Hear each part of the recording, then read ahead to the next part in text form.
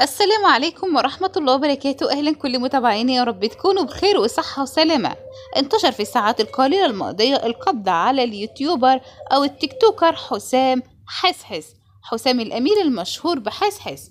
القضاء العراقي يوجه بإلقاء القبض على المدعو حسحس بعد تمجيده بالتمثيل الإباحي، حيث طالبوا مدونون عبر منصات التواصل الحكومة العراقية بالقبض على حسحس نتيجة سوء الأخلاقيات تجاه المجتمع. واللي انتشر على الفيسبوك، لجنة المحتوى الهابط تصدر أمرا بإلقاء القبض على الهابط حسام العيساوي المدعو حسحس بعد ظهوره مع ممثلة أفلام خلاعية ببث مباشر، وهو يدعمها ويقول لها أنت مصدر سعادة. ويذكر أن حسحس حاولوا شبهات اشتراك بغسيل أموال مع أحد السياسيين من خلال دعم تيك توك وجعل أموال قانونية. هو ده يكون خبر النهاردة. محتاجة رأيكم وتعليقاتكم على موضوع القبض على حسام حسحس، هل فعلا يستحق القبض عليه ولا لأ؟